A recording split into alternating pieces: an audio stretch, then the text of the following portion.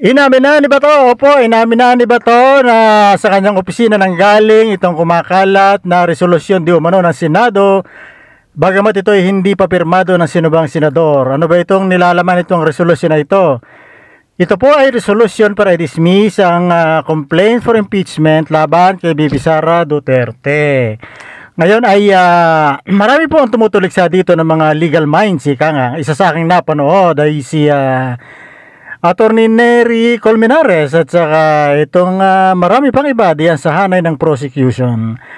Ang sinasabi dito ng mga legal experts ay hindi maaaring gumawa agad ng resolution itong Senado tungkol dito sa impeachment sapagkat hindi pa sila nakakapagbuo ng impeachment court. Hindi pa nagko-convene bilang impeachment court ang Senado, kaya hindi sila makakagawa ng ganitong resolusyon. Kaya ito ay maling-mali itong resolusyon na ito kung ito ay aprobahan.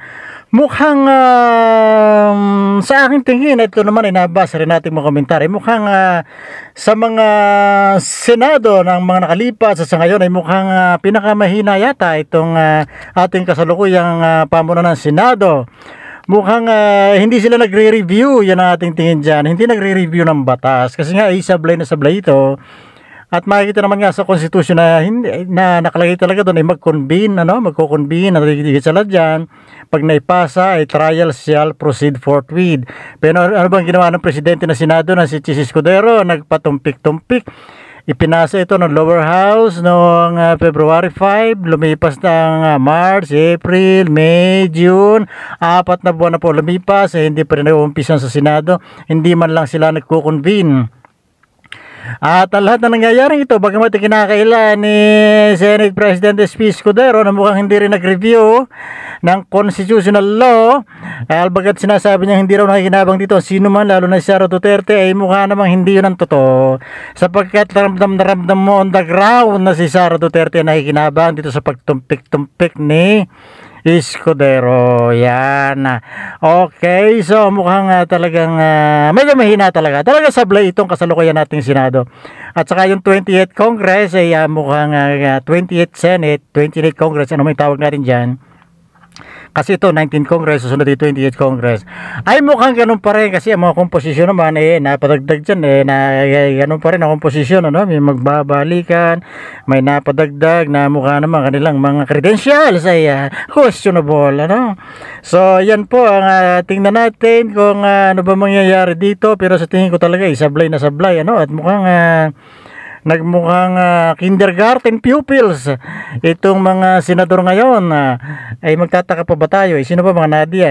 Si Bato, si Robin Padilla, Lito Lapid, Jinggoy JB, Tulfo, ano pa, papasok pa si Marcoleta na saksakan ng yabang, saksakan ng yabang, ay wala namang ginawa kundi pahayag tungkol pabor sa China, pabor sa Duterte, pabor kay Kibuloy. Ano ba namang klaseng mga senador tong ibinoboto nitong ating mga kababayan? Ano ba naman niya?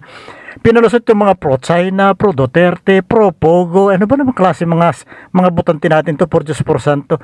Although may counting improvement dahil nakalusot si Kiko at si Bam Aquino, yan, kahit pa paano meron tayong saving grace doon sa Senado. Naroon pa si Rizal Tiveros. Ayan po ang ating abangan kung ano pang kahihiyan ang gagawin nitong Senado tungkol dito sa impeachment ni Bibi Sara na mukhang hindi pa nag-uumpisa ay liyamado na anak ng butete. Balik tayo dito kay Bato na saksakan kayo na magdugtong. Anyway, dahil nag-originate yan sa kanyang opisina, tinamin naman niya yan, bagamat kinakinali nung una, pero yun nga, nasukol siya nung isang reporter o ilang reporter, tinamin niya na sa kanyang opisina yan nagmula. So, sino ba siyempre, lawyer ang gagawa niyang resolusyon na hindi naman, ako, pupusta ako ipupusto ko ang aking karangalan, pupusta ako na hindi si Bato ang gumawa niyang resolusyon na yan. Hindi niya kayang gawin yan. Ay baka nga formal team, hindi natin no-insulto majority dyan sa Senado baka formal team hindi pa marunong gumawa hindi naman natin nilalait pero sa totoo lang, yun ang pakiramdam ko Robin Padilla, Lito Lapid, formal team ng first year high school, baka hindi pa makagawa yung mga yan Hindi ko iniinsulto real talk lang tayo Si Bato, hindi ako naniniwalang yan ang gumawa niyan.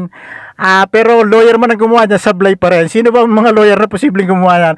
Ang suspect ko dyan ay siyempre, lawyer ng mga Duterte, yung mga kanilang kapararing na lawyer. So, posible ang nag-prepare niyan ay si Panelo, si Torion, si Topacio. Yan. Siguro malabo naman si Gadon kasi kay PBBM si Gadon eh.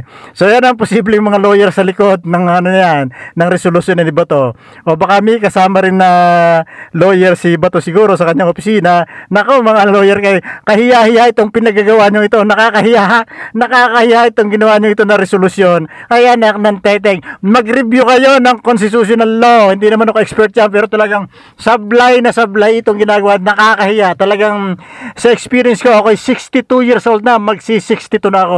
Parang ito na ang pinakaburaot na Senado na kinagis na mga tinamahan kayo ng magaling.